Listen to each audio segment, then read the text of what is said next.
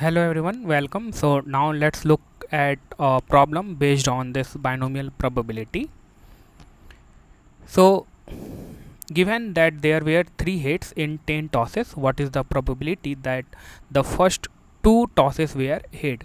So let's first understand this problem. So basically what we are doing, we are tossing a coin 10 times in a row, and also we have given that these tosses are independent. What does it mean? It means that the toss at the second time has nothing to do with the first toss, right? And the probability of getting hit at each toss is p, that information we have given. Okay, now let's first understand the problem, that what we have to find. So as of now you must have understood that this problem is the based on the conditional probability. So I would say you can pause the video, you can try it yourself, and at the end you can match your answer and your process.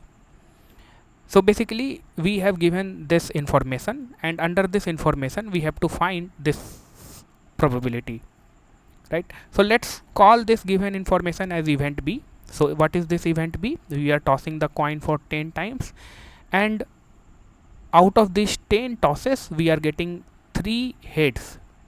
So we are calling this event as event B, and given this event B, we have to find the probability of this event A. So what is this event A?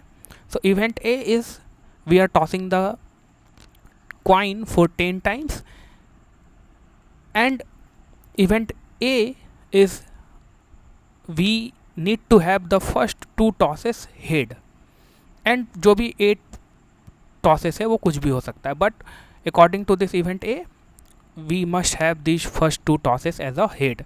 So the first 2 tosses were head. So given this information we have to find the probability of this event A. So let me first write what we have to find is this probability of this event A given this event B. So obviously from here we can make use of the conditional probability definition. So what conditional probability definition says, that this is equal to the probability of event A and B divided by the conditioning probability, that is the probability of this event B. So how we can proceed further? So let's first find out this probability of this event B. So what is this probability of event B? So what is this event B? So event B is, out of 10 tosses 3 are head. So basically what we are trying to find is probability of 3 heads out of 10 tosses. So we have already seen this kind of situation, how to deal with that we have gone through this binomial probability, and if you have not already gone through, then you must go through this binomial probability, then you will be easily address this kind of problem, right? So what we are doing, we are tossing a coin 10 times independently, and we have to find that probability that we get the 3 head. So we can write this probability directly by making use of our binomial probabilities concepts. So first we will write a probability of any sequence. So what it will be? It will be probability, it will be p to the power q, because we have the 3 heads, right? And the head, the probability of getting head is p, right? And each tosses are independent, that is why we are multiplying. So p to the power q, and how many tosses will be tail? That will be 7 number of tosses.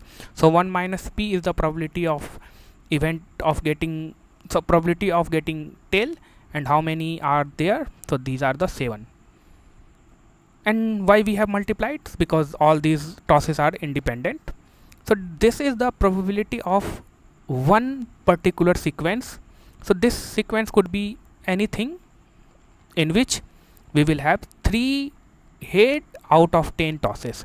So maybe we can write one typical such sequence. Let's suppose that head and tail.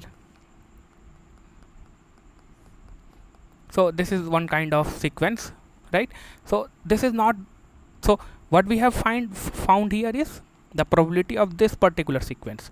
And one more point to observe, that any kind of sequence that will have 3 head in it out of 10 will have the same probability, right? So we have already described all this point in last video, that is in binomial probabilities. So now this is the probability of one sequence like this, and how many sequence will be such there, that we also need to multiply to get the probability of 3 head, right? So how many sequences will be there, that will be 10 choose 3, right? So basically we have make use of this formula of the binomial probability. And how we have written this, we have already described all this thing in our last video. So this is probability that event B we have found. Now let's calculate the numerator part, that is the probability of event A and B, right? So let's first write down a typical outcome of this event B. A intersection B, not B, but A intersection B. So if you observe event A, so event A says that the first 2 tosses are head, and event B says that out of 10 tosses 3 are heads, right? So what will be a typical outcome of event A and B?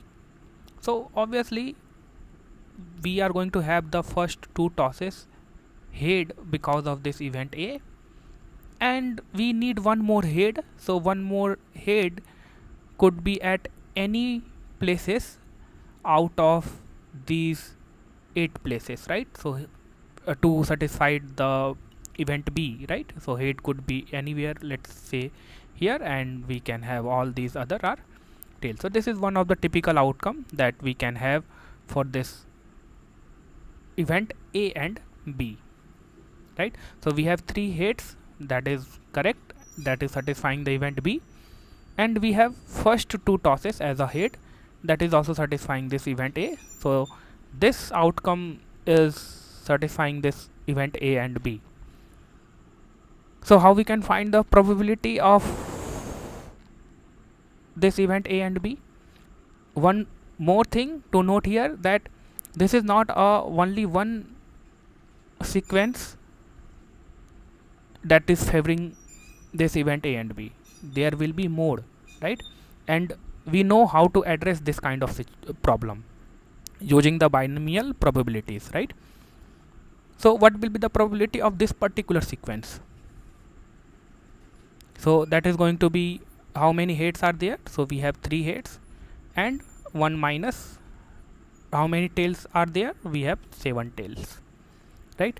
And this head can be anywhere out of these 8 places, right?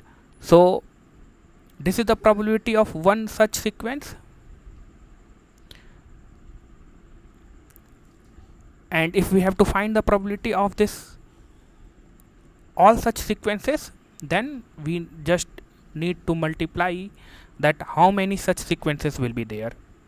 How many will be there? So we have 8 choose 1,